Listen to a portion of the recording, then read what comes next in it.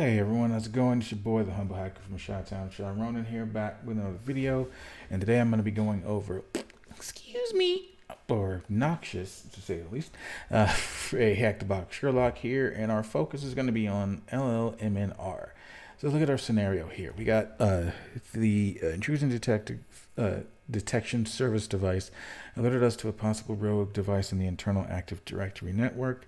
The intrusion detection system also indicates signs of LLMNR traffic, which is unusual.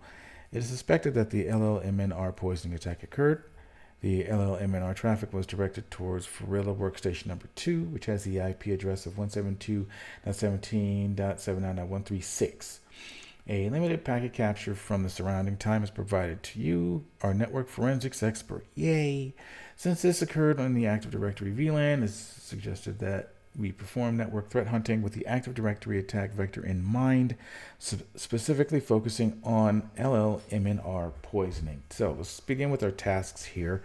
Obviously, you see the answer to number 1 because I did not zoom out like I should have, like a doofus, but we're going to disregard and keep moving. So let's look at our task number 1. It is suspected by the security team that there was a rogue device in Farilla's internal network running responder tool to perform LLMNR poisoning attack. Please find the malicious IP address of the machine. Okay, so obviously you see the IP address there, but we need to know how to find it. So we need to know, what does LLMNR run on? So let's go ahead and Google that and look what's up. I know words. Okay, let's look that up there. All right. So does run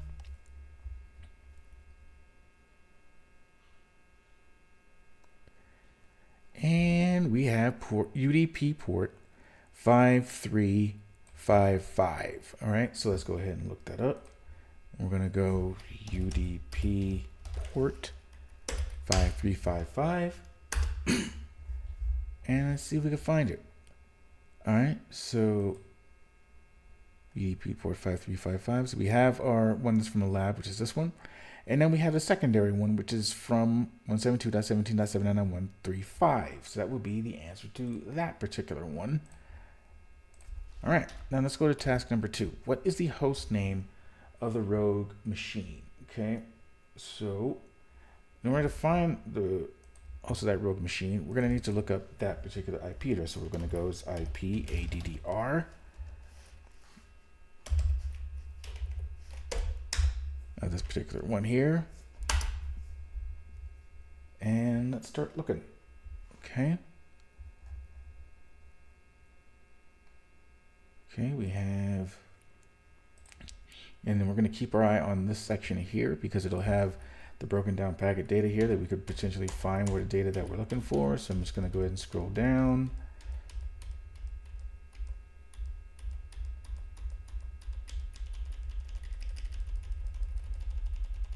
Okay, everything looks like the same here. Looks like we have DCC01. We have the Farilla Workstation 01. So that's not it. We're going to keep going. So still we have something different here on this DHCP request. So we're just going to follow the UDP stream on that. And then we have, looks like our host here, which is Cali. And also, just for reference, everybody knows, whenever we're looking up TCP or UDP streams, the red section is going to be from the sender, the source. The blue section is going to be for the destination. So that's how we can tell what to look at when we pull these up. So our answer here is going to be Cali. Going to go and shrink this down. And then it says Cali here. All right. So what's our next task? Now we need to confirm whether the attacker captured a user's hash and it is crackable. What is the username whose hash was cracked? Okay, so we're going to go get rid of all of this crap. And let's go with SMB2 and see what we can get here. Okay. Okay, we have DC01. Confidential. Okay. We have that SMB share.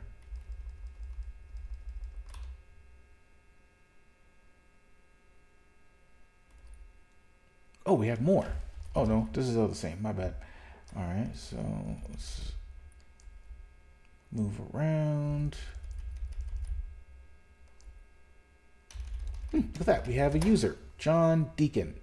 John.Deacon. So let's go ahead and move that down, and there's our answer. Okay, so our next one, next task number 4. In the NTLM traffic, we can see that the victim credentials were relayed multiple times to the attacker's machine. When were the hashes captured the first time?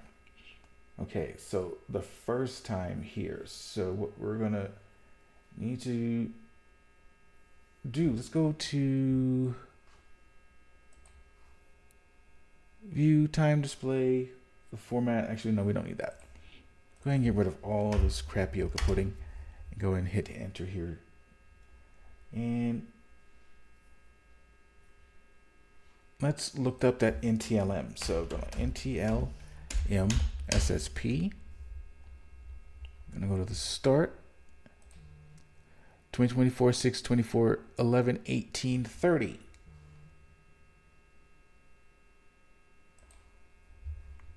Okay, so that's the start of this NTLM traffic.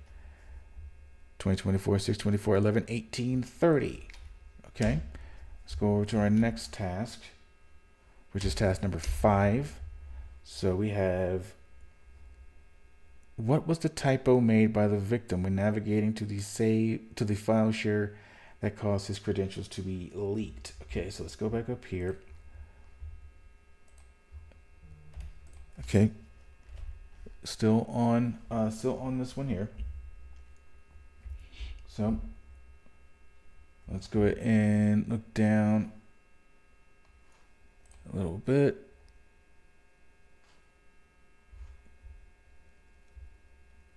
Oh, let's just start with this one here. Okay, so we have, okay, more processing requested in NTLM SSP challenge. So let's go and open up this packet here.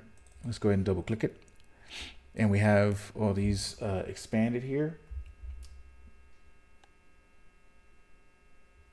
So we're looking for the typo. Actually, not this one yet. Let's look up that UDP port one more time.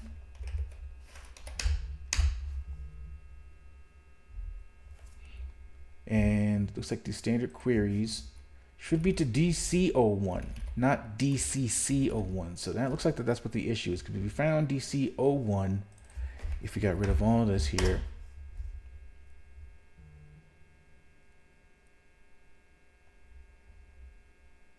yeah, a lot of these requests to DCC01.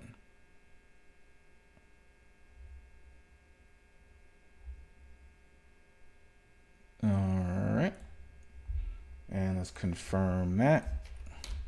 Yep, DCC01. All right, task number 6.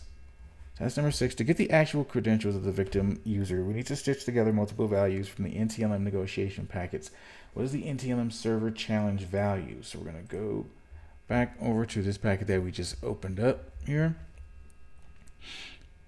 And then we have our challenge. So let's go ahead and scroll down and see what that is. This one here. Looks like 601 019 David 191 F as in Frank 054 F 186753009. Yeah, the classical song right there, but that's not the right answer. All right, so it's going to be this string right here. Okay, let's go ahead and scroll down. All right, so that's our correct answer. So let's go to our task number 7. Now doing something similar, find the NT-proof string value. So we're going to bring this back up and find that value.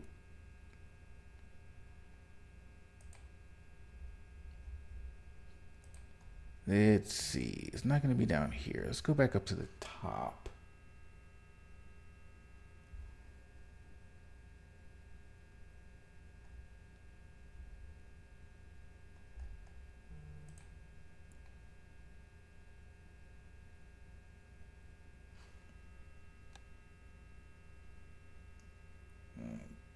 Okay. NT-proof string, that's what we need to look for.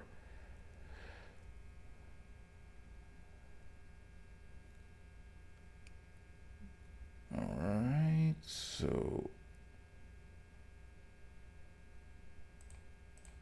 Negotiate flags, target info.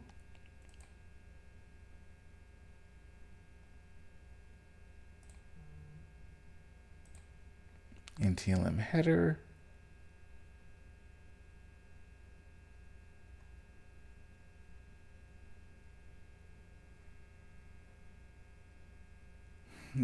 Let us see.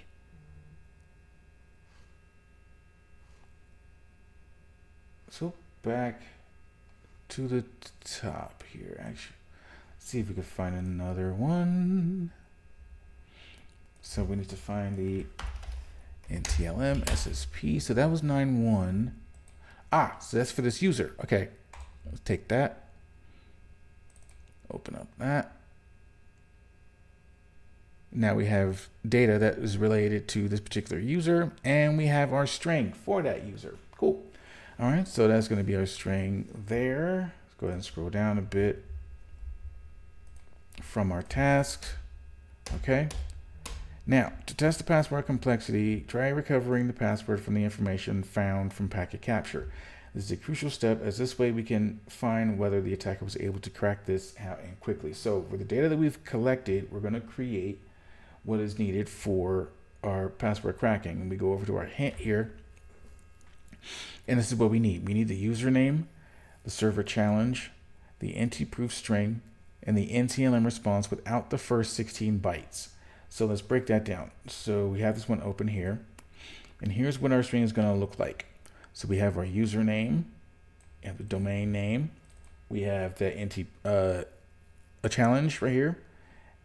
Then we have the NT-proof here, and then we have the remainder without that 16 bytes from that, and that is going to be from here.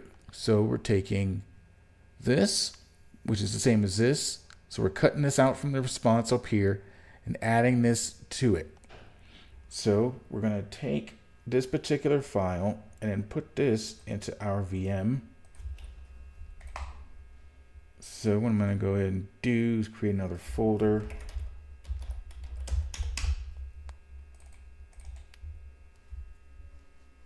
And then I'm just going to open up a terminal right here. Put that there. Whoops, get rid of the white space. Okay, and then we're going to run hashcat against this. So let's locate where that rockutxt file is first. Okay, so we're going to go hashcat A0, make sure that we're following it.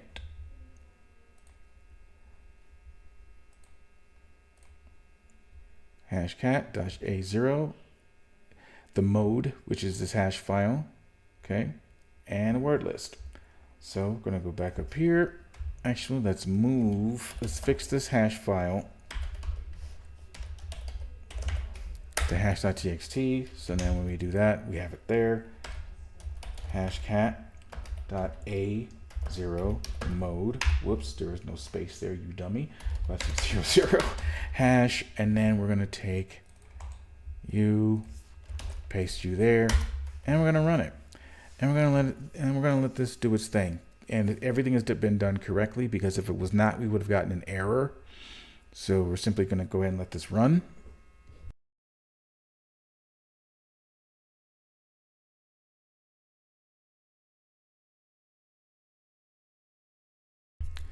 All right, and it's been successfully completed, and we have our password. It's not my password. Okay. You shouldn't be asking me. You should probably be telling me that. All right. So we're not going to get into that discussion. So we're going to go ahead and go scroll down, and we have task number 9, just to get more context surrounding the incident. What is the actual file share that the victim was trying to navigate to? And for that, we're going to be looking up some more SMB data here.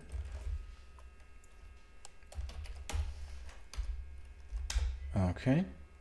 And we're going to look up what was trying to be accessed. Okay.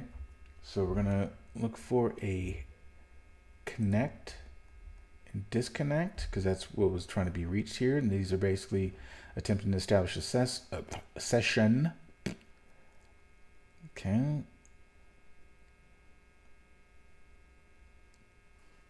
And here we go. Looks like this was a request here to DC01 DC confidential, as where the user was trying to navigate to. And that is the end of this lab here. So that's basically Noxious in a nutshell. Fully utilizing Wireshark in order to tell the story and what actually occurred and getting in as much detailed information as possible. But it's been fun working on this one. I'm going to be getting back into making videos. Sorry I haven't done that for the past couple of weeks. I was in the process of moving and getting my new desk set up. So that was fun. So I'm going to be doing about once or twice a week another video here going through all of the Sherlocks here. And hopefully you guys enjoy it. If you do like it, go ahead and like, share, and subscribe. Or drop a comment if you like me to try like either another lab, either from a pen testing side or in cyber defense side. And I will get that knocked out and breaking down other forms of cyber defense technologies. And that's pretty much it for this week. I am Sharon Ronan. Thank you for watching, for checking me out, and I will see you in the next one.